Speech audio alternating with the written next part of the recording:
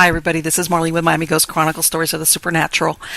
And today I have one of my prior guests, as a matter of fact, my first guest, which is Mr. Charles Del Campo, who's a cult investigator, nationally recognized. And I was lucky to get him because he's been traveling around the country working on different cases and behind the scenes on some shows. So finally I was able to pin him down. And I asked him to come back on the show because I had a lot of requests to speak specifically about Freemasons and all those conspiracies going around about the Freemasons. And you know what? Charles is not only a Freemason, but has been involved with them for many, many years. So let me get him on so he can tell you about all his experience and knowledge being a Freemason. So, Charlie, how are you doing today? Very good. Good morning, and thank you for bringing me back into your show. I heard that the last one was definitely very interesting. A lot of followers. It's doing very well. It's a lot of people love it, even though we talked about so many things. But anyway, Charles, before we get into this, because I know about your background, but if you could tell the viewers about your experience, what as far as Freemasons concerned, how you got involved with it, etc. As you know, I'm the author of Secret Societies Exposed, right? Which I am the first Hispanic ever as an author to be on CNN International, and my first book was actually compared to the Da Vinci Code. Difference being that his was more fictional. Mine, I actually did the exploration for over a year throughout all of Europe and Asia, the Himalayas and Tibet. I belonged to all these secret societies for over 25 years, including the Rosicrucians, the Knight Templars, the Freemasons, and follow some other doctrines of Tibetan and Buddhism origin, like Agni Yoga, Sufism, the Kabbalah, books like the Bhagavad Gita, and so forth. Okay. But today, for the first time, I have to tell the audience, there's not one single video in YouTube or anywhere else out there like the video and the evidence that we are about to corroborate what Freemasonry is actually today, what it has become. Not the fraternal organization that used to be. Okay. Humanitarian causes, but what it is today, and it is extremely mind-blowing, and we will be able to expose this, in which the audience will be able to actually verify everything with corroborating evidence, archives, and things that they can just go to the public library or reach in the internet and make comparisons and their own judgments. Okay, because it sounds almost like there's a lot of information or misinformation out there versus what the actual truth is from somebody like you who, for lack of a better word, is like an insider. True, correct. There's no one out there that has ever revealed. There are a couple of people that said that they have, but they have not provided the evidence, which is really something unusual. Mm-hmm. I've been a Mason for over 33 years, belonging to the Scottish Rite, 32nd degree, the York Rite, also a Templar. And I came from the Rosicrucian Order from Amorque, from San Jose, and was brought into Freemasonry because of the rituals. Later on, I started hearing a lot of defamation against the Freemasons or what they are nowadays. And I couldn't believe it. I was like completely ignoring them. No, it's just conspiracy theories. There's no foundation to that. Right. And no one was ever able to provide a foundation. Now, I'm a private detective also by profession, yes. CharlesDelCampo.com. Mm-hmm. And I said, something, I'm going to investigate this matter. And as I did, what I found out was completely horrific, completely unbelievable. Really? You have my undivided attention because, and let me answer something real quick. When you said you were a Rosicrucian and that basically was your gateway into Freemasons, are they at all alike, or are we talking two totally separate things, two different things? Completely different. One is metaphysical, truly fraternal, Mark, and the other one claims to be fraternal and humanitarian, right? And it's completely anything but. I want to emphasize the following before we start. Okay. In the Bible, I'm going by Ephesians 5:11, which states the following: Do not partake of the unfruitfulness of darkness, but instead expose them. And that is the basis of my Christian beliefs of why I'm doing this today.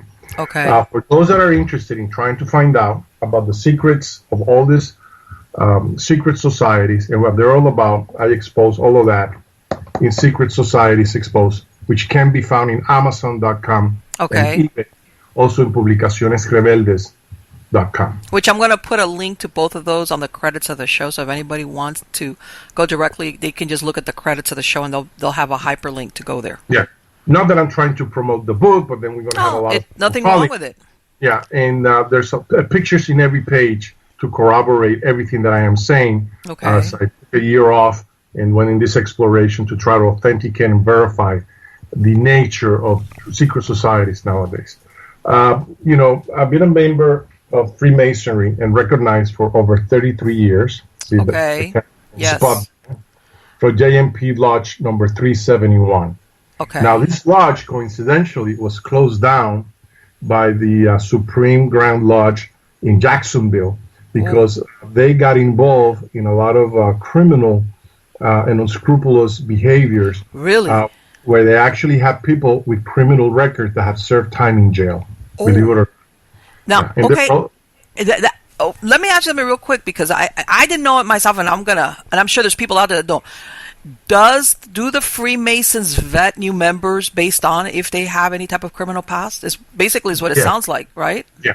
Actually, if you have a criminal record, you cannot be a Mason. You have to have a clearance. But nowadays it's different. Now, the foundation of the Freemasons, in the 1800s, it really started in France in 1815, and then it moved into England. From England, when the colonies were established, these people were not Americans; they were English people. Right. And the founders of our Constitution were British people. And a large percent of them, about 33%, were Freemasons. The Constitution of the United States, the foundation comes from morals and dogmas of the ethics and principles of humanity and democracy and the infrastructure of well-being between our fraternal brothers, one another. Okay. That has decayed, unfortunately, nowadays. Yeah, I know what you mean. Later on, we have this individual that is named Albert Pike. Exactly. Who establishes the code of conduct and everything from Freemasonry. And this is his book, Morals and Dogma, which is no longer available really? in blue lodges, in the temples. So sometimes you do find them on the internet. Now, something very interesting in here, which before I get into this, I want to first go into what the temple of every Masonic lodge has, which is the blue book and the red. And this is the Masonic code that we all have to adhere by. Okay. And this is the Florida Masonic monitor. Okay. So, in here, they're talking about justice, morals, truthfulness, transparency, everything that a true Mason should be like. Yeah, wonderful ideals, but I know there's a but in there somewhere. It gets even better. So one day I heard all these global conspiracies, and I started doing an investigation trying to verify the facts. And for a lot of people, if we look at the dollar, right, and we turn it around, and we see that is a Masonic pyramid. Yes. Under the Masonic pyramid, we can appreciate in Latin, Novus Ordo Seclorio, which means New World Order. And that's what it's all about nowadays, the New World Order, where the conglomerate monopolies is trying to completely eradicate the small entrepreneur. Total control of society. Yeah. Now, let me ask you real quick, because, you're making reference here to a symbolism that belongs to the Freemasons, but we're going into New World Order. Was this part of original Freemason thought, or has it been hijacked by the New World Order? Or was it... Well, the initial plan was that it was never laid into foundation, and they knew that it was a long stretch of at least a century before it can begin to manifest. Let me put it to you this way. In the #1 Masonic book of Morals and Dogma, quote, morals. If we look in here, in page 321. Right. Okay. It reads the following, which has been highlighted, but I'll read it for the audience. Lucifer, the light bearer. Gets even better. Wow. Lucifer, the son of the morning, instead of being the son of Christ. It is the who bears the light. I'll repeat it. Lucifer, the light bearer. Lucifer, the son of the morning. It is he who bears the light. Okay, and what book is that again? I'm sorry. This is Morals and Dogmas, okay, by Albert Pike. This is for the high degrees. Now, these are the people of the high degrees which are involved, okay, worshipful masters, 32nd degree and 33, in the New World Order. Okay, but it gets even better. Okay, so you're telling me the only ones, though, that have access to that book are when you're up the ladder in Freemasonry, right? Correct. Okay, and then you're telling me that basically these higher-ups, which of course are the ones that have all the secrets and write the rules, are, in other words, if you're in the gate through Freemason, you don't really have any idea about this. It's only when you go up the food chain. Well, a lot of people in what is called the Blue Lodge, where a lot of members are Master Masons. Okay. Just because you're a Master Mason doesn't necessarily means that you're high degrees in the Scottish Rite Templars. Okay, so there's a class system in a way, is what you're telling me, besides the degrees. Yeah. You have to meet certain standards. Usually they're looking for people that are financially secured and that have power in order to influence legislative decisions or favoritism in the banking industry and so forth. So if you're not a mover and a shaker, what are you telling me you're gonna? Yeah. Nowadays, and I'll relate that story later. Okay. And we're trying to accelerate this process of information so like that the audience can digest it little by little. Right. Now, okay. Eliphas Levi, who was one of the most notorious writers and authors of magic and rituals, was able to put together the Masonic Baphomet, representing the Luciferian god of the Freemasons. Now, this is not found. Which is what they're referring to in that book, right? That son of the morning, or that they're talking about Lucifer, aka Satan. Luciferian. In Masonic traditions, we have symbology, which is not revealed to what we call the profanes, the people that have not been initiated. And you only are told the meaning of those initiatic symbols once you go through Freemasonry. It's given to you in stages in order to become a Master Mason. And when you're in the higher degrees, then you are in charge of certain missions in order to undertake whatever their interest at that time. But the figurine which represents the Luciferian Masonic is this one right here. Right, which that's I've seen that before, the Baphomet.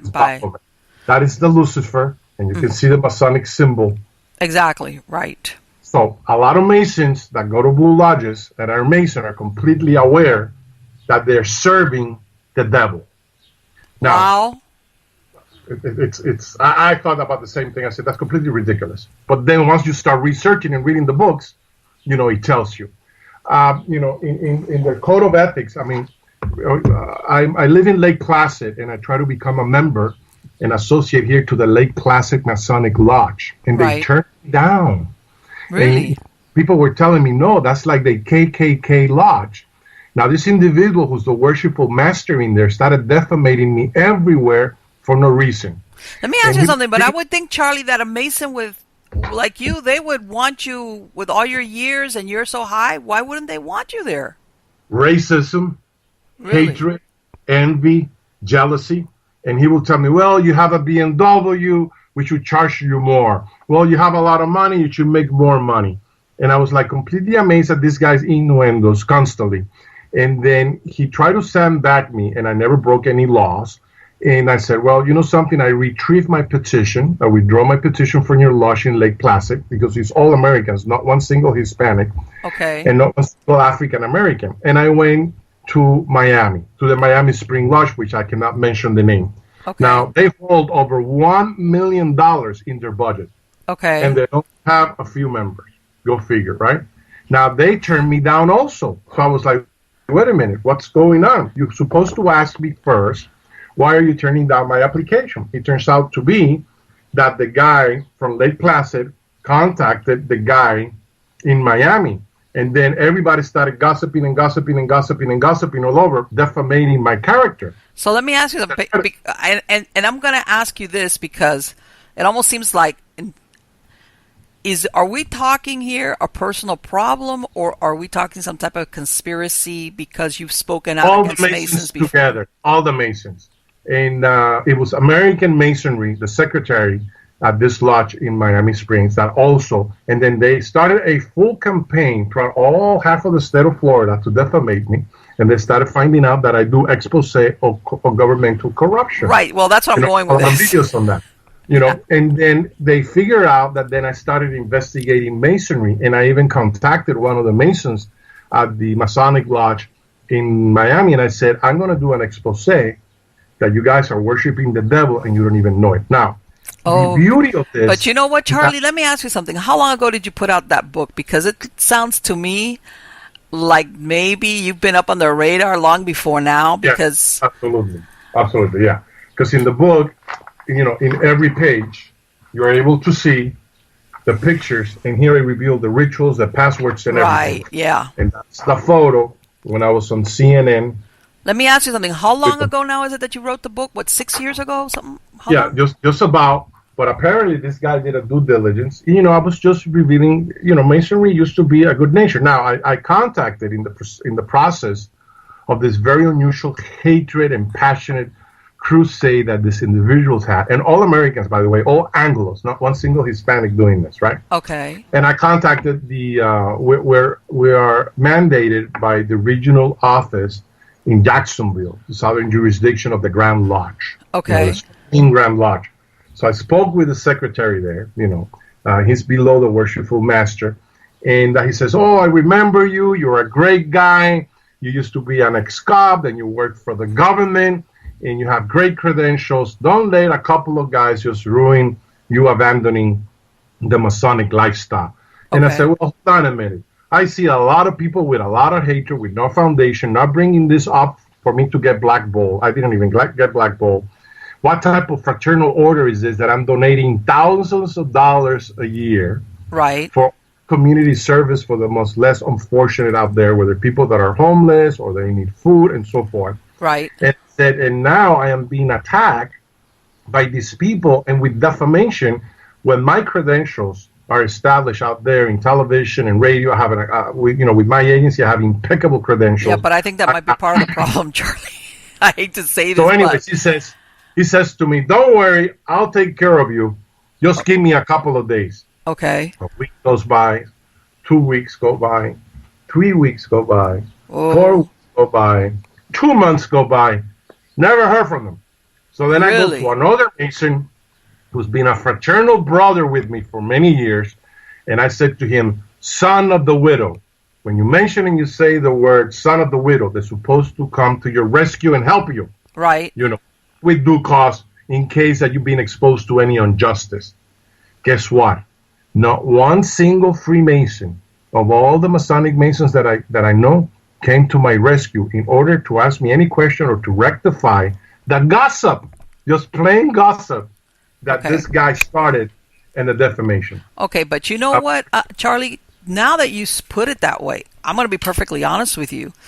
It sounds like what you thought at the beginning was a personal thing, okay? It sounds like you said, people that really don't know you, that shouldn't have any reason to have anything against you on a personal basis, are turning their backs on you, which points to something that's not personal. It sounds to... Glad that you mentioned that. As a result of that, I started questioning myself, and I go, wait a minute. I mean, this is just not one personal vendetta, because how can one corrupted guy, hillbilly, real racist, be able to influence the mind of other people? Right. So there's something sinister going on in here. When I started investigating Masonry in the state of Florida by itself, all these people are practicing black magic, and they're adoring Lucifer, the fallen angel. And then when I started doing more research, That's when I found in this book what I just quoted, Lucifer, the bearer of light. These people are going against the Bible principles and scriptures of God. These people are in violation. And anyone who contributes a single dollar to Freemasonry is contributing to the forces of darkness. And if I had not experienced that racism and that hatred and that crusade of diabolical defamation by these people, in which no one ever called me to question me, there was no due process. You know what? whatsoever. Again, Charlie, it sounds to me like this is not really a personal thing, as in personal. You understand? Maybe they masqueraded it at the beginning Correct. that way, so that you would be thrown off. But if you're telling me you're going from one lodge to the other, and I'm sure it wouldn't be the first time that somebody goes to a lodge and there's people bump head. Everybody's human. But when you're telling me that you're going to all these different sources within Freemason and they're kind of all doing the same thing to you, that kind of tells me that this is not a personal / bigotry / whatever. This is a bigger, here I'm going to use the C word, conspiracy True. against you, which means that whoever you would be, you understand what I'm saying? If you were exposing them before, they're gunning for you is what it sounds like. And they don't want you back in the lodge, I guess. And I'm not a Freemason. I really don't know anything. But it sounds like they want to bar you from going into lodges and being privy to Masonic business, is what it... Now, the funny part is that the worshipful master at the Miami Springs Lodge is a Hispanic individual. Well, that's my point. And I brought him a gift of a pocket watch, which was very expensive. And then I noticed that it was the secretary, the Anglo guy, who made the decision on everything. And he was telling this guy like a little puppet marionette what to do and what to say. And he never even called me. No one at that lodge except one guy who happens to be American and is Jewish. And he called me and told me, this is what's actually happening. And I said to him, I figure it out, but I'm going to do now an expose on the practice of the diabolical feelings and emotions of Masons nowadays. It's like a pack of wolves, okay? A pack of wolves that get together. That's what Freemasonry is all about. It's about gossip, feeling superior that they belong to a fraternal order. What has happened is just like what has happened in the infrastructure in the American government. The American government was excellent. It set an example to follow by the United Nations and all the other nations of the world. Now we have you're telling me that now that the higher echelons of Freemasons are equivalent to the deep state in the government? Is that what you're saying? Oh, yeah. Yeah, the Supreme Grand Lodge in Washington, D.C. is more powerful than the actual senators and congressmen. You have to go to Washington, D.C. and take a look at that. And once you see that, it's completely impressive. We have people in government now that are so corrupted that it's unbelievable, like Kume lying before the Senate Intelligence Committee, and the senator saying, well, just give us your version. That's illegal. No, give us the facts. And he lied on their oath.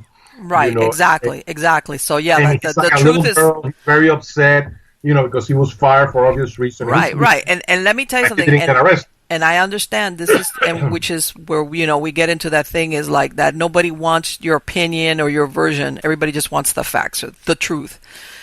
But I'm going to ask you something, Charlie, because you know what? I know you've been involved with the Masons for years and years and years. Can you tell me between when you started, like when you said when you came from the Rosicrucians and you started at the as an initiate, I imagine, as a Freemason, how that differs between that and now?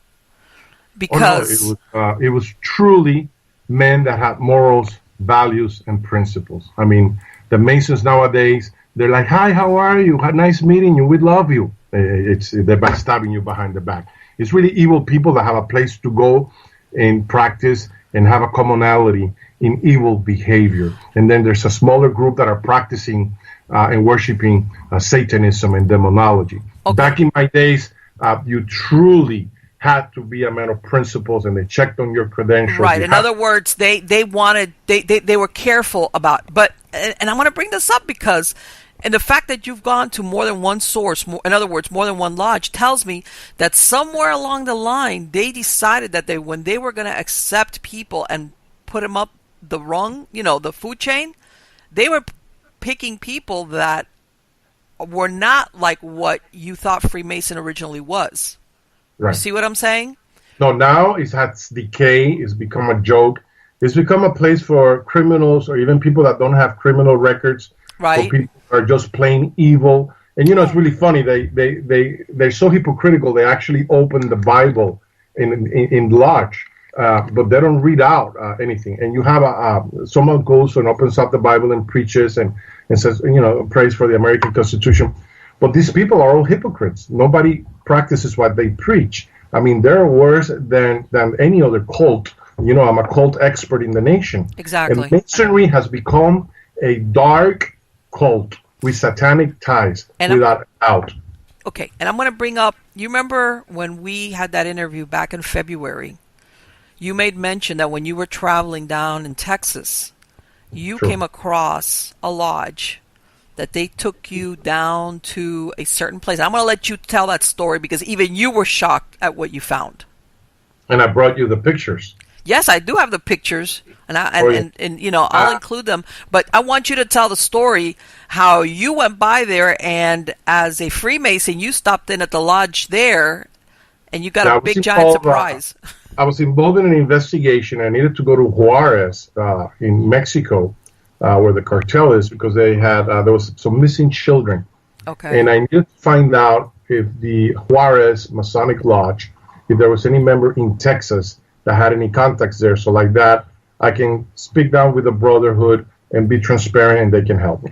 I wish they did.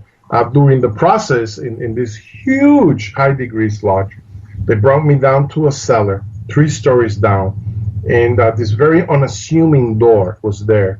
And when they opened it, it was a full-blown black magic practicing ritual lodge. And it blew my mind. And you have I was going to say, I know you must have done a double take, right? Oh, no. Well, I didn't react like anyone would. And you can see the interlace of the black serpent and the red serpent, which was in the floor, all around the circle, which was completely amazing. And I was in shock. And then I said, oh, my God. So is it active? I said, yes. Some of us still practice in here.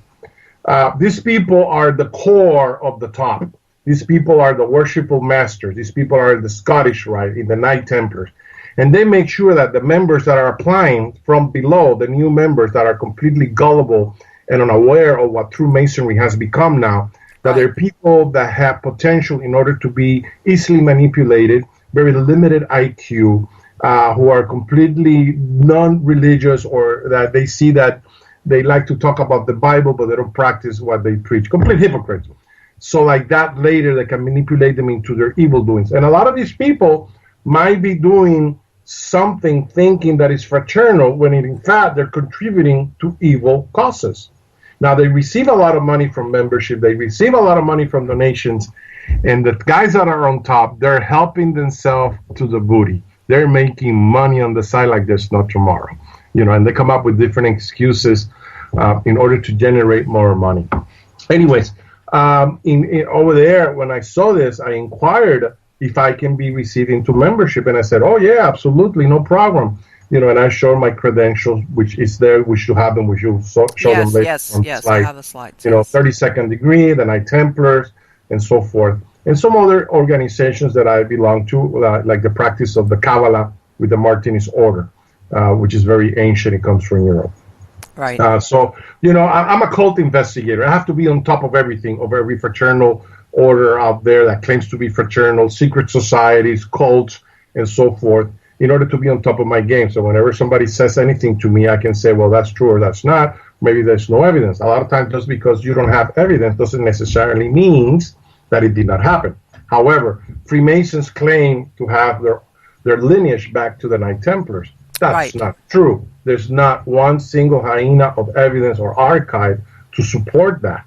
They try to go even further, saying that, well, we come from the Temple of Solomon, from Israel back in the days. Well, there's not one single archaeological symbol to corroborate that allegation. It's completely unfounded. So they create fictional stories in order to attract the gullible. But when you're an academic individual and you have 2 years of college or university, you learn how to perform academic research, and that's something that people tend to surrender without researching or investigating not only Freemasonry, but also the Rosicrucians, because Amorg, the Rosicrucian order now that used to be fraternal, is run by the OTO, Ordo Templis Orientis, of the Black Lodge of Aleister Crowley. I was going to say that's satanic. And they're in the millions, and you have a guy there named Raymond Bernard that's been there for the last 25 years, like a demagogue, and you don't see him doing any type of fraternal activities. In the old days, before he came on board, it was truly a fraternal organization, and their teachings were excellent. When he came on board, he completely removed them, and people that have been there for over 25 years, like myself, and then the top grades, he took that out, and then he started with simplicity. Well, now we're going to go back to elementary school. It's like when you reach your 4th year of graduate school, your professor says, well, we're going to learn the ABCs. Are you out of your mind? What the hell is going on? And that's what he did. The new generation nowadays is not gullible because we have the internet and we can research and get both sides of the story. So basically what you're telling me is that the principles or the original Freemasons, of which many of the founding fathers are a part of, is not the Freemasons of today. No, not at all. Not at all. And so it's really funny. You meet a lot of these guys. I was at the Scottish Rite in Miami, and I spoke with the secretary there also. Really nice guy. Took him to an $80 lunch across the street, and I said, by the way, I have this situation. Can you help me out? Somebody's defamating me. Oh, yeah, I'll look into it. Never heard from him, And then I called another guy. Oh, by the way, this is going on. One hillbilly. Never heard from him again. So I'm going like, oh, my God. All of this is a fake. It's a fraud. It's a front. And it's run by people that just don't believe in God. That's the bottom line. And again, they don't practice what they preach. What are they practicing?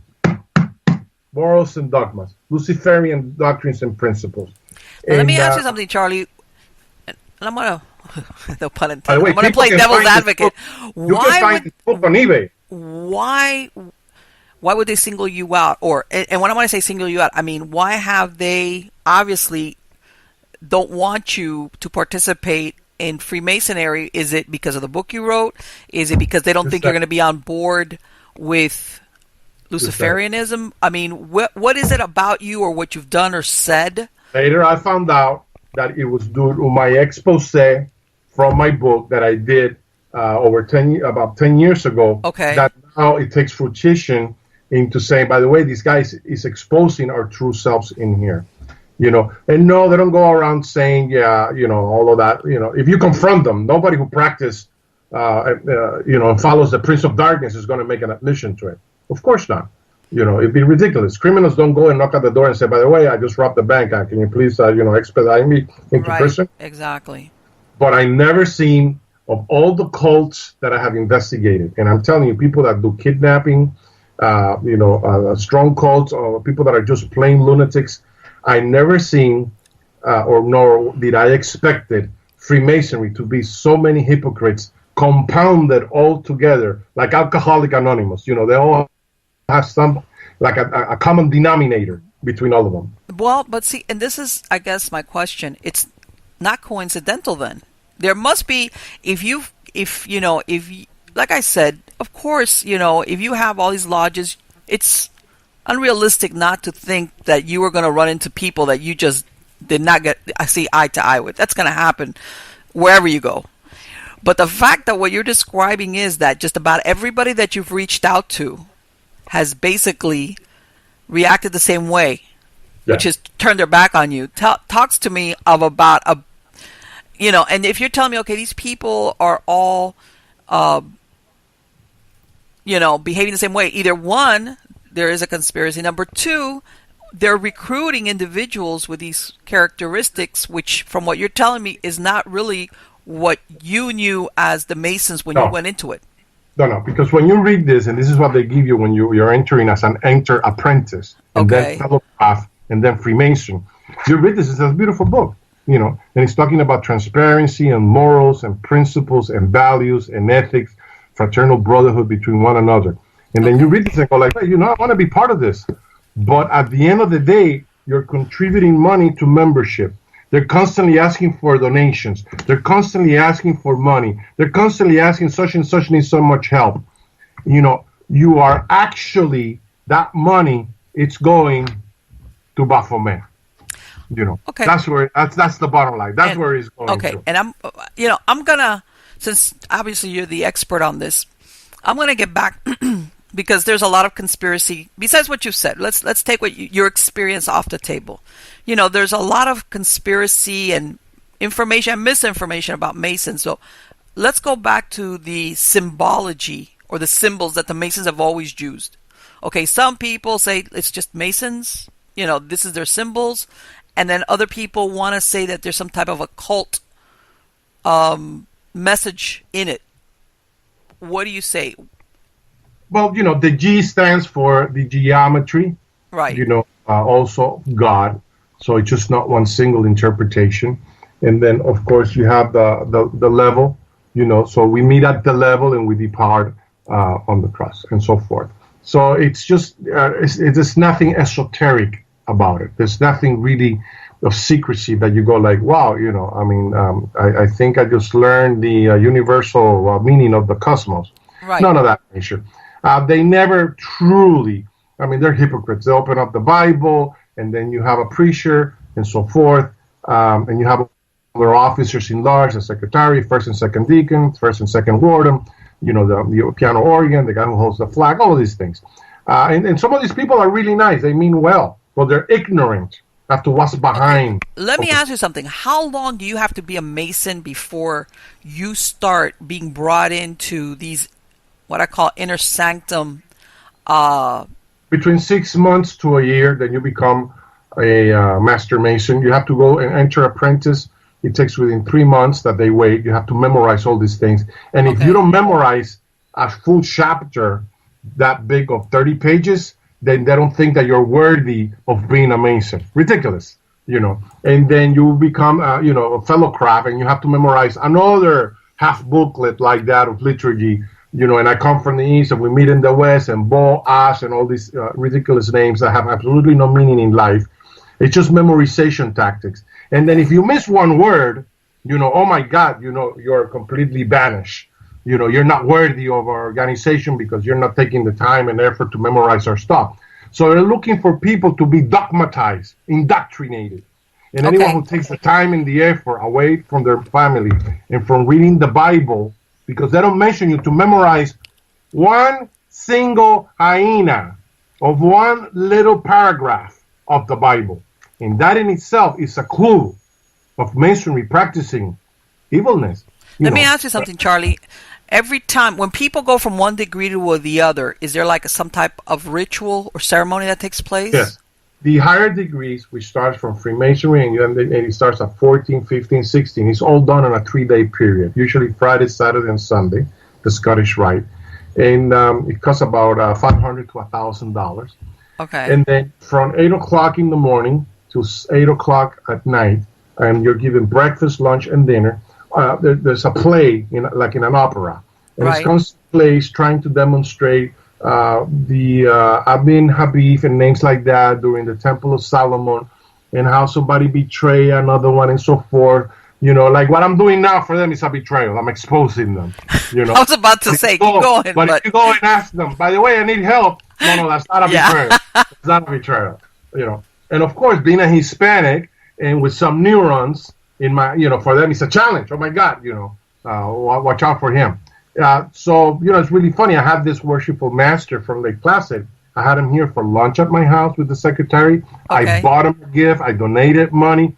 I brought him 5 members to be part of his lodge, and because they were all Hispanics, he rejected them all. Believe it or not, the hatred, the racism, the discrimination. But let me ask you something, Charlie. And this is the part that I guess I don't understand is, for example, like you said here in South Florida, I know that there's a ton of Masons that are Hispanic. Okay. Yes, but not operating under the Grand Lodge jurisdiction. Those are like underground lodges, a lot of them, and they're very good people because they are Masons from Cuba that came in here practicing ancient craft of Freemasonry, and they do keep a good fraternity. It's really funny. Some of these underground lodges are more fraternal, and they're not involving anything satanic or evilness, contrary to the ones that hold the constitutional letters to operate under the Grand Lodge of Florida. It's completely amazing. You know, I got news for you. You know, I'm in my 50s. You know, if somebody says to me something, I give them the benefit of the doubt. You know, even criminals have due process of law. Right. You know, and constitutional rights. In Freemasonry nowadays, you don't have none of that. They don't care. You know, and if you're Hispanic, any less. Well, you have a president now. You know, he's got it up for the people who are Mexicans. You know, well, you know, historically speaking, half of the United States belongs to the Mexicans. But you know what? To me, it's, and I'm going to be perfectly honest with you. My thing is that, to me, it sounds more than just a racial thing with you. I have a feeling it looks more like that once you did that expose and you started writing that book, then was when you put a bullseye on you. Where what I'm saying is, it wouldn't matter who you were because of what you're basically exposing. Let's use the right word. That right there made you persona non grata, where nobody wants you because they're afraid that you're going to see or overhear something, and you're going to out them and which I want to ask you, in all these ceremonies as you were going up, did you ever were there any occult ceremonies or rituals? Yes, all of them. Like what? All of them are occult. Whenever you have a Shekinah, okay, and you have sticks and you're banging on the floor, that's for the invocations of archangels. Okay, that's a ritual. Okay. They do not represent that as being a ritual, but it is a ritual. So that you're taught that what you're seeing is not what it is, and then you have no clue of what really Masonry is all about, you know. But later on, you continue in the membership thinking that there's a comradeship, you know, in there. Until the moment comes that after you're giving and giving and giving and giving, and then one day you say, I need $1. What? No, are you crazy? You know, they try to get rid of it. Yeah, it's very ritualistic in nature, and some lodges are actually practicing black magic in their lodges. Okay, and which was going to be my next question, because it sounds like, and what I thought was like the Freemasons, that even though they have their individual lodges, which it kind of run, they still have like an umbrella or some type of hierarchy that they need to, but you know, I guess report to, or oversees them. But from what you're telling me, there's people out there. What are they? Rogue Freemasons? What is that? No. Let me put it to you this way: when I made a phone call to the Supreme Grand Lodge of Florida in Jacksonville, the secretary, right, and I said to him, "There's something unjust going on. There's a slander and defamation going on, which I can get an attorney and sue and win because I talked to the attorneys. Okay, but I don't want to go against the fraternity. All I want you to do is to put a stop to this." Right. No problem. Don't do that. We'll take care of it. Don't worry about it. Never heard from him. You know, that prompted me for the first time in my life. I was faced with the evilness of the black hearts of these Freemasons. Now, and then when I started investigating them, then it's when I found out, and I read more careful the books. Okay. When I found out about their statues, then it's when I put this together with Norbus Aldis Seclorium. Then it's when I saw the lack of practicing what's in the Bible. You put all the ingredients together, and what do you have? You know, if he walks like a dog, you know, he looks like a dog, he has feathers like a dog, and he quacks like a dog, he has to be a dog. You know? So, Charlie, do you think that, like you said, because honestly, it sounds now like you do have what you called underground lodges, that maybe the reason they're underground is because they don't. Glad that you mentioned that. So I started doing further investigation into the presumed allegations that there were black lodges. Right. And I said, oh my God, this couldn't possibly be. And there is a case on the internet by Roberta Moore, who makes an accusation of Freemasons being involved in Wisconsin, Ogama, Wisconsin, practicing black magic.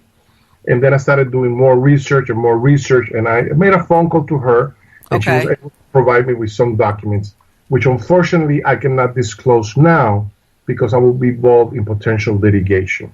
And, all I'm doing is just an expose to people and warn them, do not become a Mason. If you are, do the research of what I have exposed in here. You want to do something, you worship God. You worship the Bible. You don't have to be religious. Just believe in God and His Son, Jesus Christ, whichever denominations you have. Okay, and so let me ask you that, because you know what? I had always thought, I mean, I've heard all the various theories as far as the ceremonies and Freemasons and everything, but I had always thought that they thought they worship God, in other words. And from what you're telling me, there's lodges out there that they're anything but that. True. It's really funny. I remember changing conversations, but just to make a point, you and me did a program on television for Los Angeles, Florida Paranormal Research Foundation, of ghosts. Yes. And everybody makes such a big thing out of ghosts. And we were there, and there was a lot of movement and sound when we were there. And this got captured in camera. You remember that? Yes, I do. And, if you were to tell this to people, they won't believe it until they experience it. It's just like, like you mentioned before, your perception becomes your reality. Yes. This is one of those anomalies that it's like accusing the church of some of their priests being pedophiles. Well, when that surfaced at the beginning in Boston, with 33 cases of child abuse by one priest, and he got away with it, then everybody started doing a major investigation. The Vatican and the Archdiocese allocated millions of dollars in settlement as a gag order to keep people silent. Right. And this is what I'm doing now. I have no gag order. And really funny, you're going to love this. Today, I am still in good standing with my certificate from the Grand Lodge of being an active member. I just don't have any lodge. But I'm doing an expose now. So what happens? You're supposed to belong to the lodge where you live in. Blue lodge, yeah. You're supposed to have a blue lodge that is your mother lodge, that you go there and have an activism. Now, I'm active in the other higher degrees still, but I'm required to have that. So now I'm like, I can't belong to any lodge unless they say, hey, we're not into that. Come and join us. But it would be very rare. I lost complete faith based on the lack of action and the effort that all these people have put with evil hearts and with a lot of mental behaviors of evilness. But anyways, there are people now, and I'm about to penetrate some of these evil Masonic organizations that are practicing and worshiping Baphomet, as listed in Morals and Dogmas by Albert Pike. And by the way, this book can be found on eBay, Morals and Dogmas, and it's out of print. And sometimes they sell them for $40 or $100, but it's there. Okay. And just look into page 321, and you'll see what he says. Now, I heard a guy who used to do conspiracy theories, talk about this before. I never paid any attention. I go like, he's full of crap. Right. I'm not going to bother opening that book, and I have a series of these books. Okay. And funny enough, you were with me on a research that we did together many years ago at the Scottish Rite in Miami. Yes, I remember that, yes. And I brought it to your attention, which I have a picture there, which you actually took. Yes. Of the pentagram, the red and the black. Yes. What do you think that means? So I went into more research to find out, and I said, oh my God, this is for real. Of course, they're not advocating that, because if they did, then they would be completely closed. But, a point to make. In 1966, LaVey establishes the first satanic church in California and San Francisco. Right. And now we have a whole bunch of satanic churches that are underground, La Santa Muerte, and some other people that practice magic. Wicca, a lot of people are confused with Wicca. Wicca It's the practice of magic with nature. It's esoteric, it's mystical, it's nature. Right. In Wicca, you do not find black magic. Right. It's just not there. It goes against everything. The covenants are not there. You have black magic for that.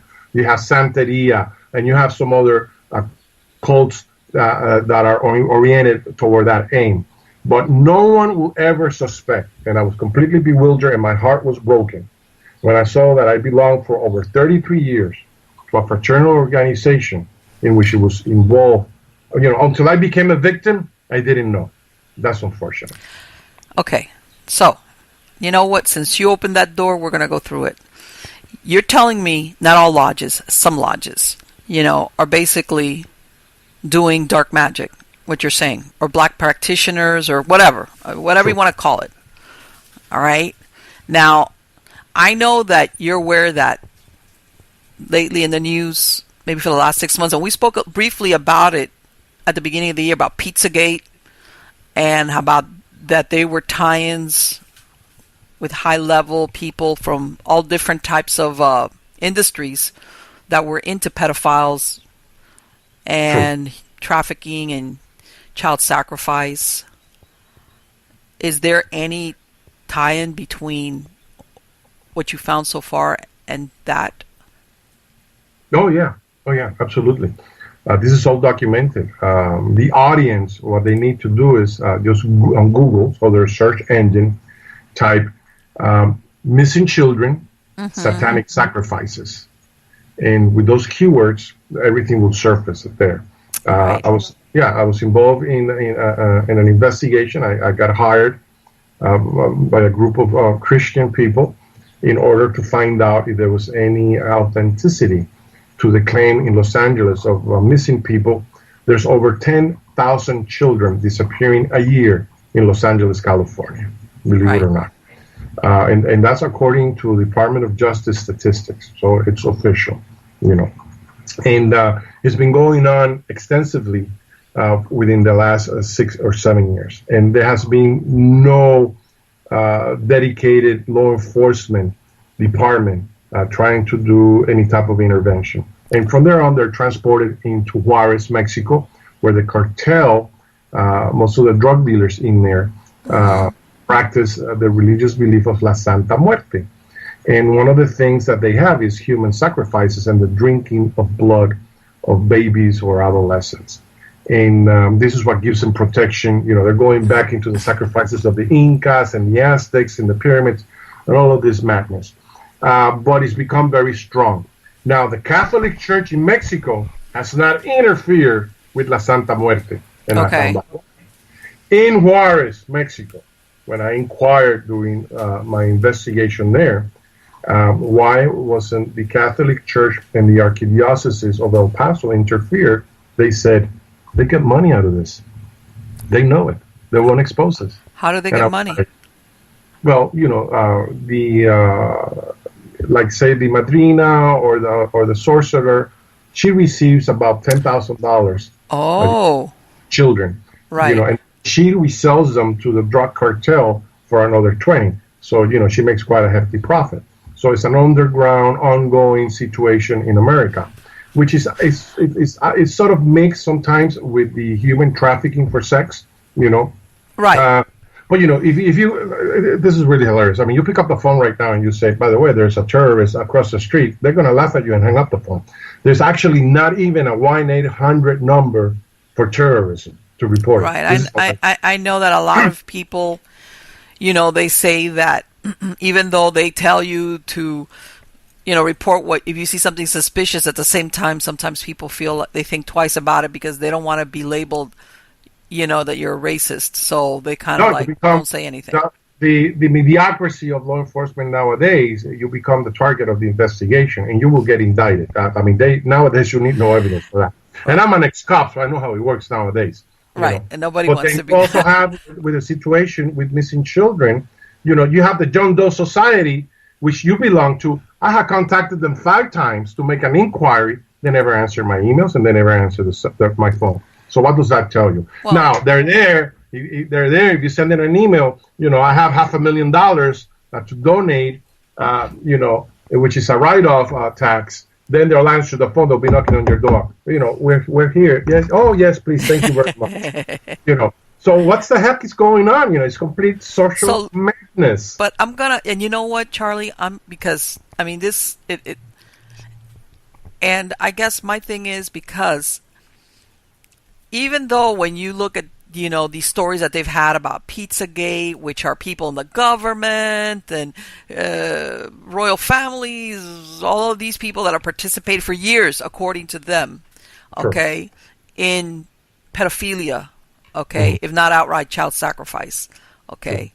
And I guess I want to come back to what you said, which is that some of these lodges are, in reality, they're worshiping the devil, or that they believe in black magic.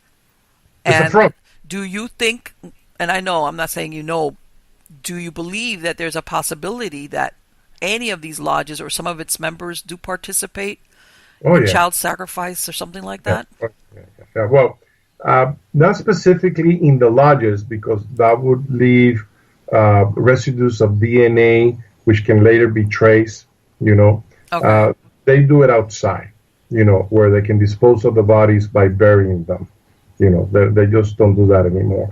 It's really funny. We are fighting terrorism internationally, yet we still have the KKK and 30 neo-Nazi groups active in Florida, and you don't see that being exposed. Hypocrisy again. What does the it's like everything neo-Nazi group do? Everything is like what's going to get the bigger headline. And unfortunately, terrorism trumps everything. Yeah, true, but we need to create awareness. So people can take precautions.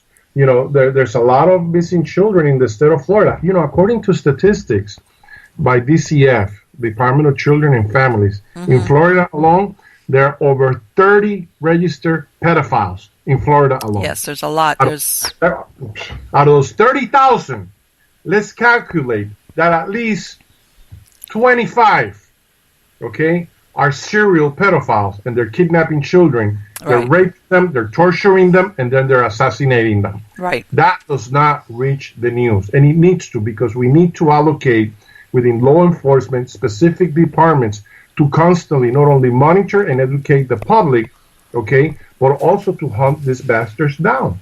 Absolutely. So I'm just not making a critique of the evilness of what's actually occurring in our society nowadays, but also providing countermeasures and prevention to safeguard our loved ones and ourselves away from harm's way. Of course. And you know what? And I understand, because, your local community, this is where you actually live from day to day, and your family lives from day to day. And, you make a good point. Part of is being aware of what's around you and taking precautions to safeguard the safety of your family and yourself, of course. Sure. And I'm going to say, for all the criminals or pedophiles or whatever you want to call them that have been identified, and usually they are, once they get that label of being a sex offender or a sexual predator, it follows them around. There's a slew of them that have never been labeled just because they've never been caught. Okay. True. The only time that you get something like that is once you're caught and arrested and convicted, and then they, if you're in prison, who cares what you are because you're in prison? But that once you go out into the community, you're identified as such. But if you've never been arrested for whatever reason, then guess what? You're unknown to those that you live amongst, which is. And if you look at a lot of these crimes that are committed against children, that's how they get away with it for so long, because they had never been caught before. And I'm going to go right back to what you said. You yourself pointed out, a lot of these people, I'm not going to say all of them, because that's absolutely. But, I do believe that a lot of criminals, especially if they're just a little bit intelligent, they realize the best place to hide is in plain sight. Okay? Or appearing to be a very responsible citizen. And I'm gonna borrow from Hollywood. I'm sure you saw that program Breaking Bad, and now they've got the spin-off, which is Let's Call Saul. And you know that one of the main protagonists slash antagonists is the guy that's a drug dealer that owns the Dos Hermanos, the restaurant, who goes and speaks to the police, and the guy is, the best citizen of the town. He gives to all the charities, works for the police, the firemen, owns the restaurant, very soft-spoken guy, but behind the scenes, he's trucking in loads of drugs. And the analogy I'm trying to make is, Charlie, that sometimes you will get people who on the outward appearance to society, like a Mason, especially if you're telling me that some of them are a little bit darker than they should be. Hey, behold that they come, the wolf dressed as sheep. Well, Masonry has become that, unfortunately. Well, this is what I'm saying, and I'm not saying that. I am living proof of that. Well, and I'm basing this on what you're telling me that your first-hand experience has been, and like you say, you've been doing this for many, many years. Let me ask you, I know you've traveled to Europe and you've had contact with Masons in Europe. Did you ever see anything like that when you were in Europe? No, not in Europe, not at all. They truly practice transparency and brotherhood. You do not get that here in the state of Florida at all. It's really, really, truly scary, And I have to say that I cannot, and also in South America, I haven't experienced that, and I have traveled all over the world. Now, let me ask you something. Do you, and I know you talked about it at the beginning a little bit, but I'm going to ask you again because, again, like you said, with the internet, everything has become more transparent, or it's out there, for better or for worse, sometimes, especially with misinformation. Do you really think, is there any tie-in between Masons and the Illuminati? I'm going to use that because that's the one everybody talks about. As a matter of fact, a week ago, the Bilderberg, got together in Virginia, in Chantilly, Virginia, where supposedly all these high-ranking, powerful people got together, and a lot of people think that they're part of the New World Order / Illuminati / we want to take the world over. Do you see any tie-in from Freemasons into that whole, I want to call it? Strictly people of the 33rd degree, which is by invitation only. Okay. And, you have people there from IMF, International Monetary Fund, and, a whole bunch of other associations that I'm not even going to mention because I don't want to sound like I'm repeating what other conspiracy theories are doing. Okay. But that's in my book also. Okay. But from a different angle. Because a lot of people, they mention it, but they don't find the link. You actually have to go out there in the field and make an investigation. Absolutely. President Bush's father in 1992, September 11, he said on national television, we will establish a new world order, whether by force or demise, that's on the internet. You can look it up on YouTube. Okay. And then years later, his son, on 9/11, it occurred. The unfortunate New World Trade Towers incidents. And, wait a minute. Was that just a coincidence, years later, and now this is happening? No, it's numerology. And I believe the Freemasons could have possibly have their hands in there, just like they did with the JFK assassination. Okay. And a lot of people go like, what? I went there to Houston to the book depository, and I saw a picture of the Warren Commission, and they were making with Ford and Alan Dulles, they were making Masonic symbols of handshakes. And I said, oh my God, the Masons were behind this. How interesting. People don't talk about that either, because Freemasonry, they want to safeguard it as a fraternal organization. And it is not. And I know let's get off a little bit on the metaphysical thing, because I do believe that behind the hard facts, there's always a metaphysical angle. And you mentioned something right now about numerology. Like you said, well, there's no coincidence that one thing took place on the same date as the other. Now, I'm going to ask you, have you seen proof of numerology being used with the Masons, and if it does work, if it's real? Yeah, absolutely. The symbology and the the icons are there for a reason.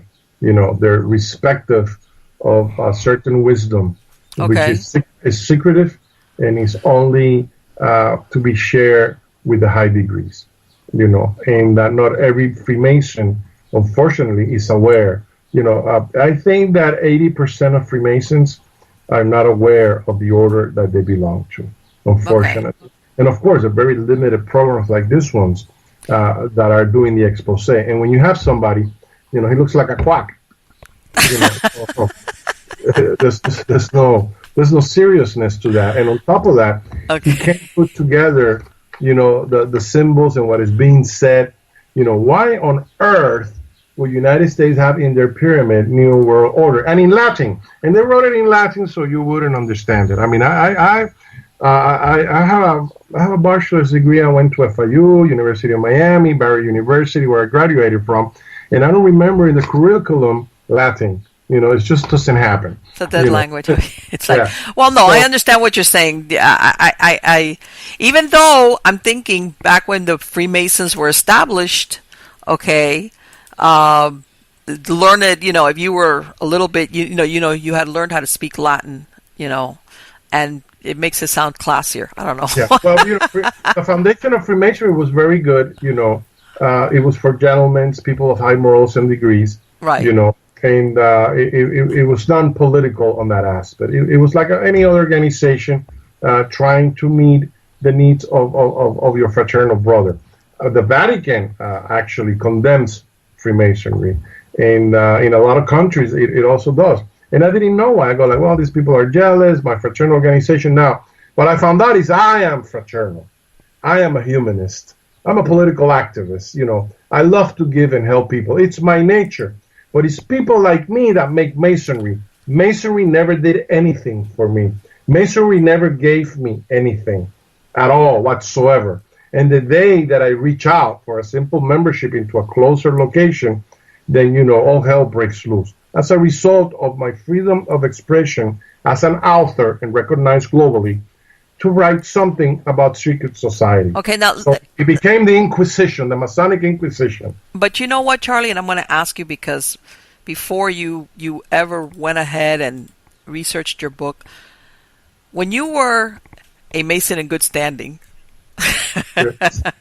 Still coincidental. Okay, I'm only kidding. You know what I'm talking about. Not after this program, but okay. Sure. But no. What I'm saying, in prior years, before you maybe even researched your book, when you would have gone to any lodge and they would have opened the doors for you and said, "Come on in." True. Did you ever hear? Oh, something like what you're talking about. We've got some guy out there doing or saying stuff. We got to, we got to do something about him. Did you ever hear stuff like that when you were okay? Yes, I did. I did. Out with it. You don't want to mention names. Don't mention them. And I know sometimes you. I did, but I discarded them. Just like I discard them as gossip. Because for me, in my mind, the way that I am, and I'm a Virgo, I'm a perfectionist. I need to see evidence. I need to see proof. It's like, I'm looking at all these books on Freemasonry. So what, you were thinking that what, always them, never me? I'm sorry? What did you think when you were hearing these guys, these other Masons, basically, like you said, blackballing somebody else, whoever it was, for whatever reason, you thought, okay, this is not got nothing to do with me, or you just thought they deserved it, or what? You give them the benefit of the doubt because they're Freemasons. They've been there for years, longer than you. They're people that are constantly smiling and being fraternal and friendly. Okay. And, they're the devil in disguise. I mean, you will never suspect the hypocrisy of these people and the evilness in their hearts until you experience it and you become a victim again. And it was a rough awakening for me. I go like, my God, let me tell you, I was disgusted for a whole month. I said, I can't believe it. And then I said, wait a minute, something, there's more to it. Maybe God is making this happen to me so like that I don't waste my time, my money, and continue to promote. Every time I did a humanitarian donation, people said, like, why are you doing this? I said, I'm a Freemason. So I was actually identifying myself as a Freemason and actually credentializing Freemasonry. You were doing PR for the Masons, is what you're saying. Yeah, and now the truth has to come out. And it's here written. Okay, so it's here in every angle of everything you can possibly imagine. Okay, so I'm gonna, since we're going out there, let's go out there all the way.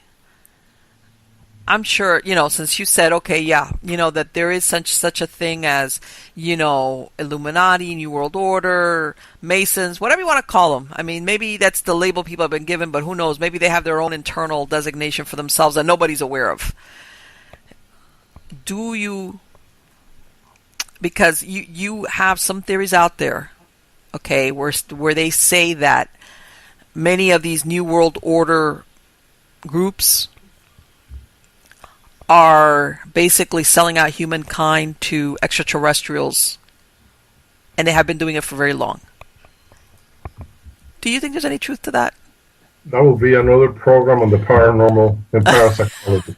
No, and you have to understand the reason why I'm saying this is that this is our interview. What you're talking about sounds almost like it's the tip of the iceberg.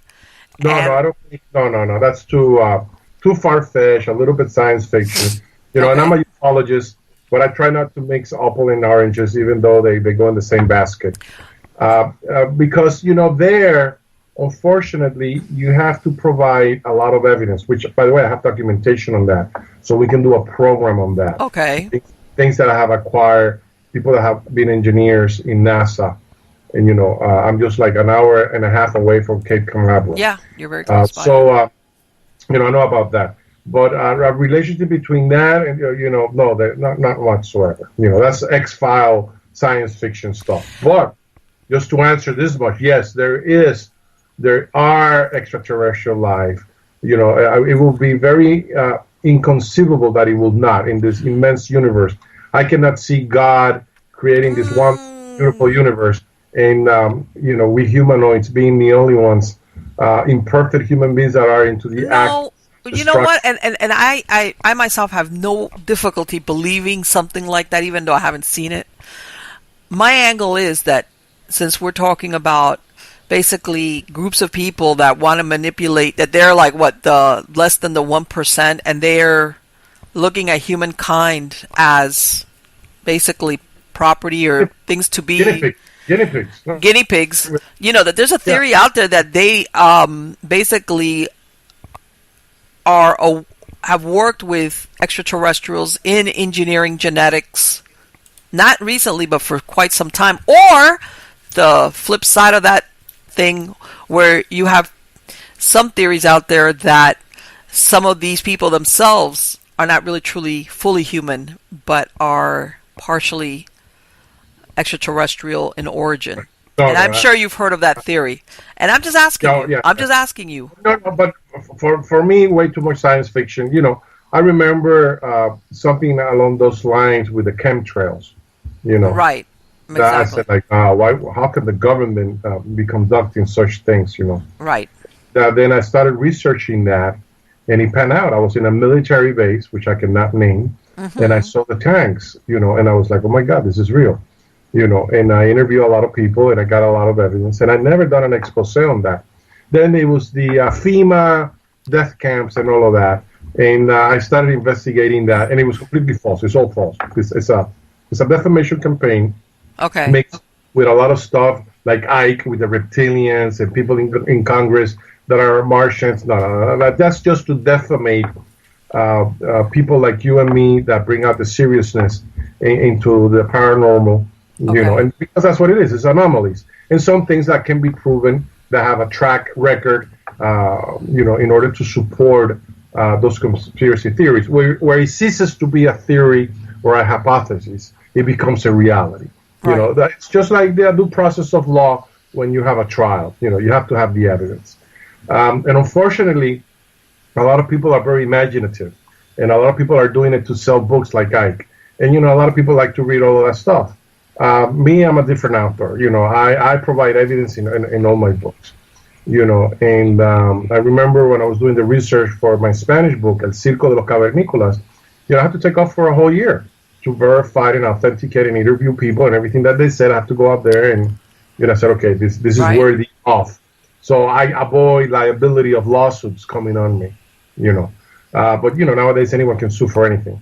But going back into this, we'll leave that for another program. I think it will be very interesting to touch that on that basis. But Freemasonry, unfortunately, is not what it used to be. And the reason why I relate my personal experience is because that was what ignited, me to research and investigate further the organization that I thought that was fraternal, anything but. Okay, I'm gonna give you a hypothetical situation. If after depends. Well, after I air the show, which I don't think is gonna matter one way or the other, you get a phone call from whether it's Jacksonville or that lodge, and they say, "Hey, Charlie, man, what happened to you? Why haven't you shown up? You're supposed to be part of this lodge. Like, everything is good." What would you do? I'm out of it. Anything that has to do with like I proved in these documents with Lucifer, I'm out of it. I'm out of it. And I did what my duty calls upon as a Christian or a Catholic or the Bible. Which is the closest thing of the scriptures that we have of the messages of people that were disciples of God. And I will mention it again. Ephesians 5:11. Do not partake of the unfruitfulness of darkness, but instead expose them. And when you do that, well, of course, there's going to be retribution to this video if you think not, because Freemasons have become extremely vindictive people. They're like terrorists. Oh, really? That's interesting. No, they're people to be feared. Okay, so what you're telling me is they don't stop at just not letting you in the lodge. They go further with it? Oh, yeah, absolutely. I had a friend of mine here who's a state investigator. It's a friend of mine. Works for the state of Florida. And he warned me. He says, these people will burn your house because it has happened before. Oh, Charlie, that's way out there. You think that's real? Or realistic? No. Hey, listen, I did an expose on television about the corruption of the Hillary emails and the corruption of Khomeini, the FBI, former FBI director. Right. And I had an attempt on my life. I did it. I went online. And, nobody came to save the day. And when you're an activist, a political activist, and, you're like, you're in a crusade to expose darkness, of course you're going to have retribution. Look at what happened to all these great people. Snowden. He had to leave the country. They put a contract to assassinate him. He hasn't been forgiven. If he shows up around here, they'll kill him. Julian Assange, they have a sniper outside the window waiting for him to step out. Yeah, they'll assassinate and kill him. Years have gone by, and these people are still on the blacklist to be assassinated. I had a friend of mine who was murdered, an author, for exposing in his book, Carlos Pérez y Pérez, from Baghdad to Maine, the conspiracy things. And he was a former CIA agent for 30 years, and they killed him. Wow. He called me, and there's a television program that I spoke about this in RT television. And he said, Charles, I think I got a hit coming on. And I go, really? I said, I think you might be overreacting. I said, well, they broke into my house. I looked into my computers. I got hidden microphones in here, and I found them. And I said, well, maybe you just want to know what you're up to. You're not doing anything wrong, so just let them be. Don't interfere with that. And, nowadays the government can come into your house without a warrant, and that's invasion of privacy. The Fourth Amendment of the Constitution was eradicated without being put to vote into the people of our society. Therefore, we are no longer a democracy. We are a semi-fascist nation, And of course, we do not get educated on the meaning of fascism, But study it. That's what we have in plant now. So behind this, you have organizations like the Illuminatis with the New World Order and the Freemasons backing them financially. All of this is actually happening, I've been here for 33 years, active Freemason in good standing, donating hundreds of thousands of dollars, which I should have saved that money for my retirement, thinking that this was being used for good purposes, for humanist purposes, Contrary to that, all this I've been serving this without having knowledge, and I implore anyone out there who's a Freemason to look into the evidence that I have provided in this video. And if you know anyone who's a Freemason, expose this video to them, because we need to get awareness. I'm going to release it, absolutely. And Charlie, you know what? I'm going to go back to this because it's almost really concerning that you're telling me that you think that they might go beyond just not, barring you from entering a lodge. Because at the end of the day, don't get me wrong, I understand why you're so upset about that. But there is a big difference between being excluded out of membership versus what you're telling me, which is you think that they might basically there's retribution beyond that. I'm 98% sure. And I'm glad that they did. I'm not upset, on the contrary. I'm not upset that they did this to me. I welcome this with open arms because I opened up my eyes, So it was like, oh my God, God put this situation in my path in order for me to say, oh Lord, I need to bring this out to other people that are completely deluded or unaware, that are members of Freemasonry, thinking that they actually belong to an organization. And they're not. A lot of these people are practicing black magic, worshiping Lucifer, as it is said here in the books of Albert Pike, Morals and Dogmas. And that continues to be in effect today. And I know that as a fact because I was inside the Black Lodge. And you have pictures of this, so if you want to, yes, I do have the pictures. Feel free to do it. Yes, because it's evidence. And to be perfectly honest with you, I remember something that you told me, which was very surprising. That you told me that had been established since the 1930s. Oh yeah, the pictures are there too. Yes. I gave it to you. Yes, and, because I want to tell this to people that might be going there and going like, he's crazy. How does his mind just emotionally reacting? He needs to be on Prozac. I got news for you. This is not defamation. If it's true, it's not defamation. So bring your attorneys on, because I will even expose them more. Because like everything else that I do, I hold an ace. I always hold an ace card, and that's what bothers them. So, it won't be the first time that people come to me, we say, well, if you don't stop doing that, we're going to take this further. I go, bring it on. Because you try to make that move, then I'll expose you into the following, And so what you're telling me is that at this point, despite all your years, that's it, as far as you're concerned, Freemasons or Freemasonry is, that's it, no more of that for you? No, whatsoever at all. I mean, I got rid of my rings and everything. I looked at it now. Everything that I have archived is just as a cult organization. Mm-hmm. This lodge, JMP 371 from Miami, people that have served 5 years in jail for narcotics, really? For theft, for political corruption. They were cooking the books and making it was just unbelievable what these people were doing. And I was completely unaware of it. And I was like, oh my God, what the heck is going on? And, and to say that the Jacksonville Supreme Grand Lodge was not aware of it, it's like, what is actually going on? There's some that are still active doing a lot of illegal stuff. They just have not, they've been working under the radar. They're very smart. And I know I'm going to throw something out there, and we're not going to, because I know that case that you spoke about in Wisconsin, that I'm aware of it.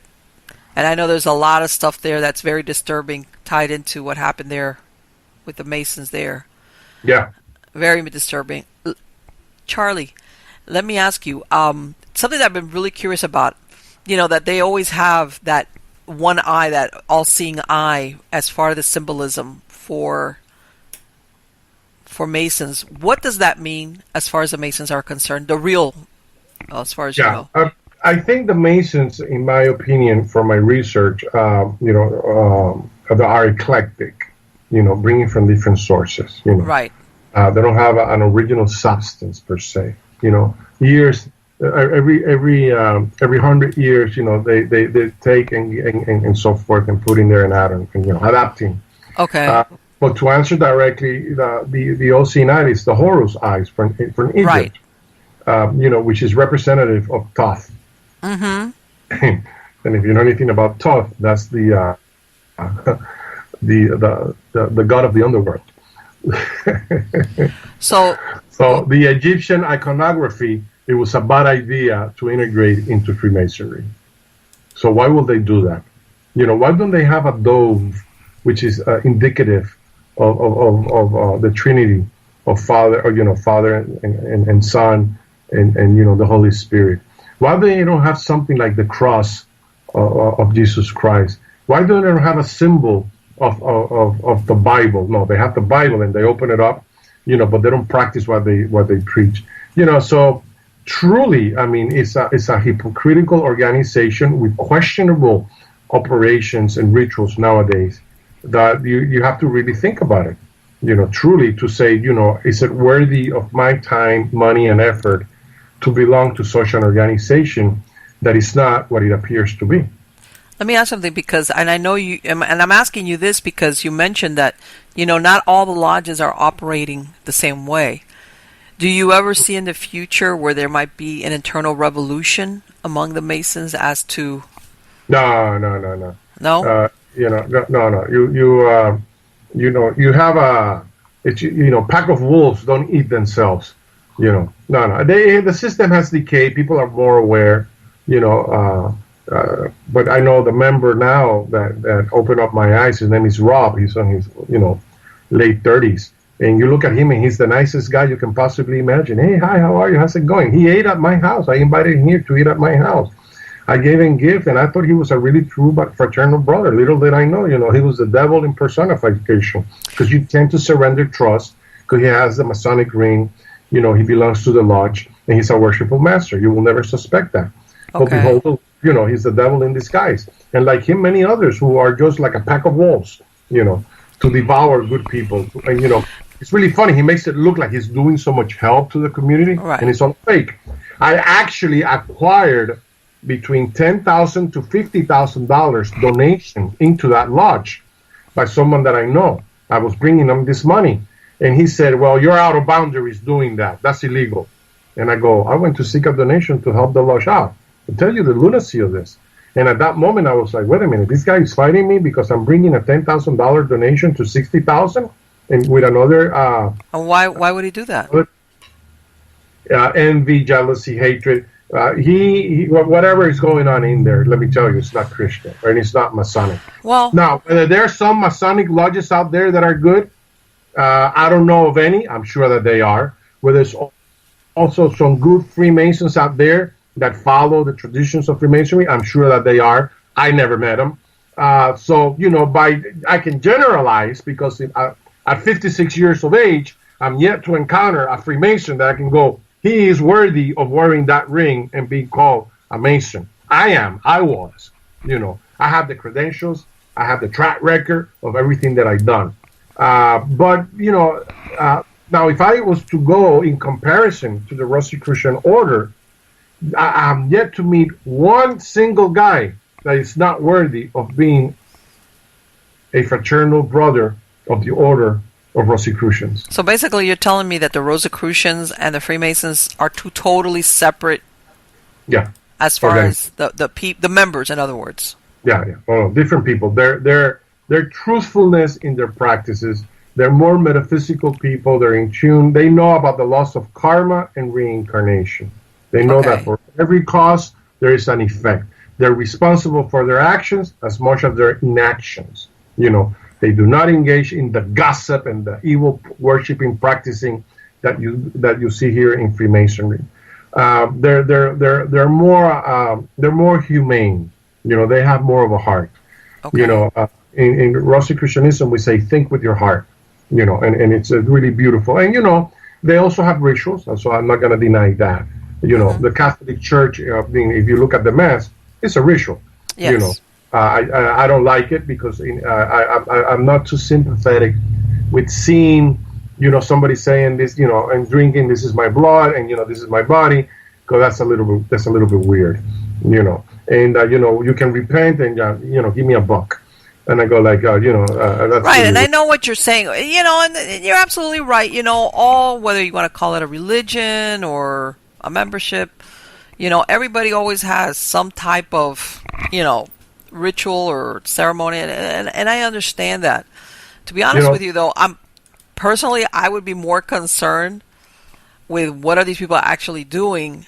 If you want to have, a ritual that you kiss a rock, okay. But if when you're out among other human beings, you're helping, you're being positive, who cares? Kiss the rock away. I don't care what you do.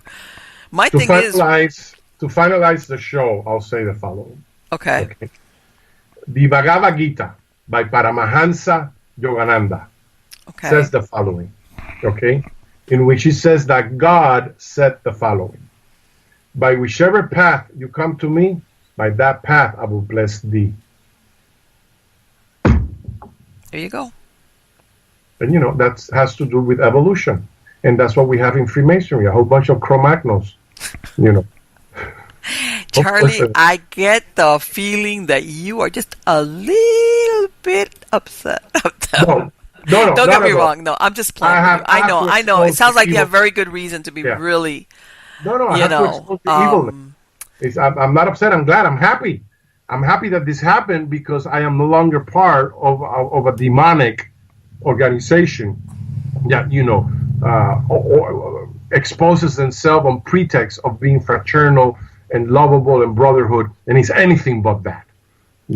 I belong to so many other organizations, and none of them are as evil as the Freemasons nowadays. And times have changed. People that they just don't walk the talk.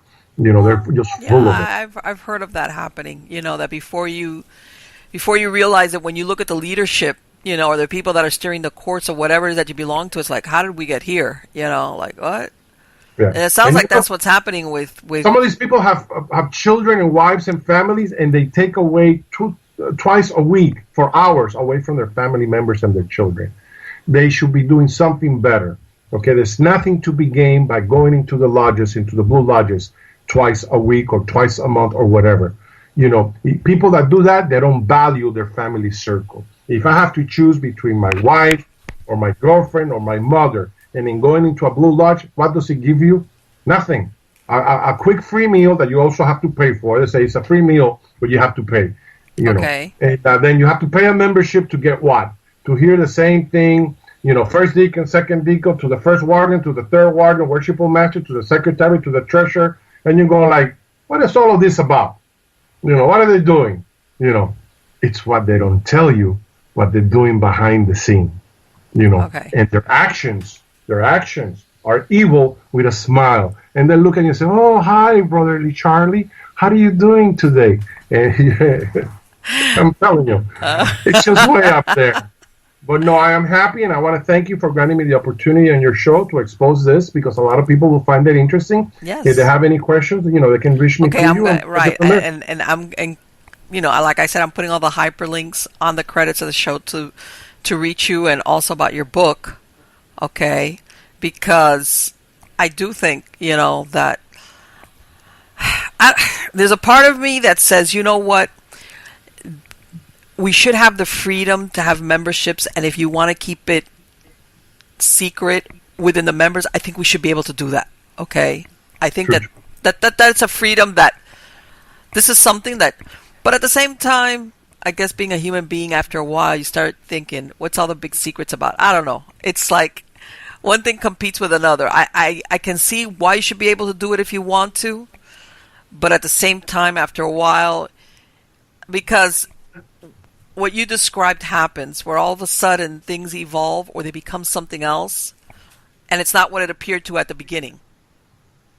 Now what you've really got going on behind the scenes is something maybe even the opposite. Well, just ask yourself, in your lifetime, have you ever had a Mason help you out with anything? No, but... There you go. Neither have I, and I'm a Freemason. Okay, well, I was about to say, but I'm not a Mason. And I'm a Mason, neither have I. And that's the question that we need to put. Now, have you ever had a Christian come and help you? Yes. Yeah, and so have I. And that's the bottom line. Who are they worshiping? Bing, bing, bing, bing, bing. Anyways, it's been nice seeing you, and I appreciate everything. Sure. And I will look forward in doing another program on the paranormal. We'll take it from there. You got it. Thank you so much, Charlie. Have a great weekend, okay? Great, thanks. Take care. Bye. Bye-bye. So what did you guys think? Talk about food for thought. Wow. Okay. You know what? And this is the thing. You might think, and I've known Charlie for quite a few years, and as long as I've known him, he has been proud to be a Mason. I'm not going to say he's one of these people that what you call fanatics, because he's not. He's very down to earth, but he was always willing to be that, like he said, you always saw him with his ring, and he was very knowledgeable when it comes to being a Mason. And to be honest with you, this is a couple of times before he had made mention of things that let me think, okay, there's trouble in paradise. And like I stated, it would be naive to think that, you were never going to have a run-in or just a personality clash with people that it happens. It happens in jobs, it happens in schools, that's life, you don't get along with everybody. But to be honest with you, even though first moment you might think, wow, this guy sounds like he's just really upset. He's like, it's just sour grapes. He's upset because he's had a misunderstanding with somebody from that lodge. You know what? I've known him long enough to know. I think there's more to it than that. I really do think there's more to it than just a personal dislike or a personal misunderstanding between him and the lodge, or even the lodge that oversees it. Because, like I said, as long as I've known him, Charlie has always been a very proud Mason. And I really think that part of the way, or the reason why he's acting the way he has, is that I think for him, it was difficult to come to terms with, like he said, something that I've believed in and that I've been a member of faithfully for so many years is not what I thought it was going to be. A lot, I think. And you also have to take into consideration that he did write a book. And you know what? Not Masons. All secret societies do not like to have their secrets exposed. Hello. But anyway, and so that's, we have a lot of conspiracy theories floating around nowadays. Some of them are plausible and others are way way out there. Way out there. But you know what? When you know somebody personally, okay, which I do know Charles personally, and I've known him for quite a few years. And we kid around a lot because, we hear about certain theories and sometimes we laugh because they're truly outlandish. Or that we say, okay, you know what, that's possible, but boy, I'd really like to see some more concrete evidence pointing at least in that direction. But like I said, when you have somebody and I can tell you a few months ago when he went and he saw that Mason Lodge in Texas that had what he called satanic symbology in it, that was not what he was used to seeing, that had been around. I remember he called me, he contacted me, and he goes, "You're not going to believe what I saw today." And I said, "What?" And he described it, and I could tell he was profoundly shocked by what he had seen. Not only shocked, but to see how long it had been there, and that apparently this was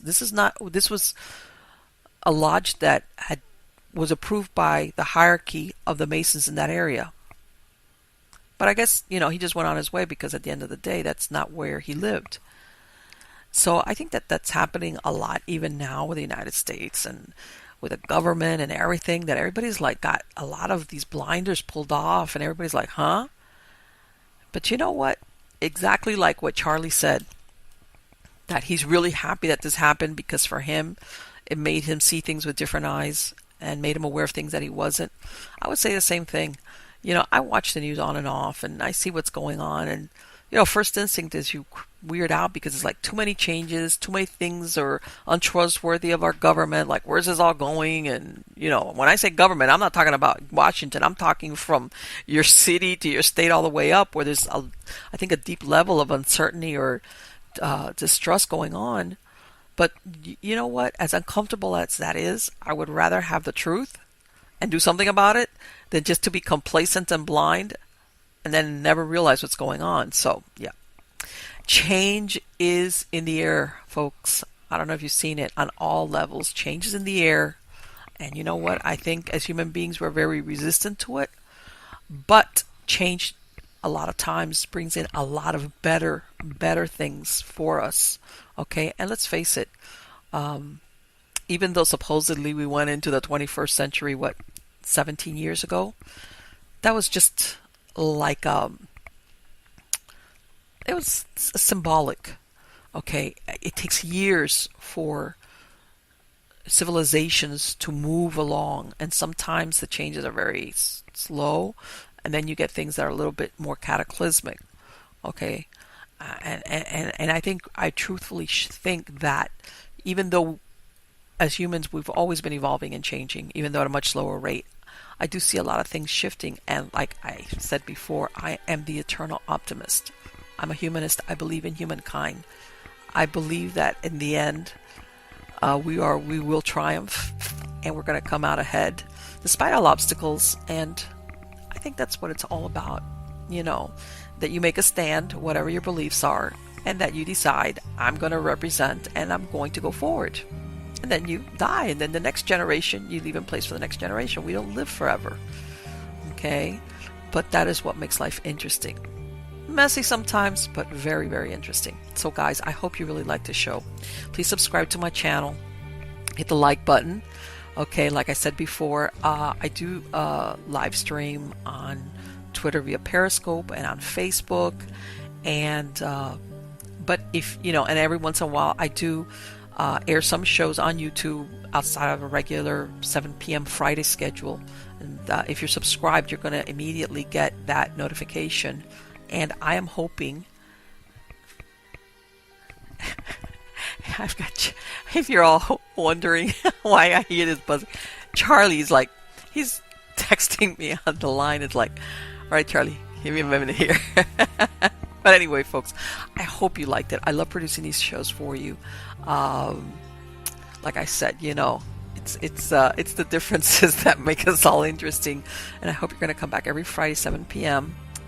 Eastern Standard Time to catch my shows on YouTube, where I try to talk about, interview or actually do something that's way out there, part of the paranormal. And today is a Saturday for me. So I hope you all have a fantastic weekend. Be good and be safe. Take care. Thank you so much.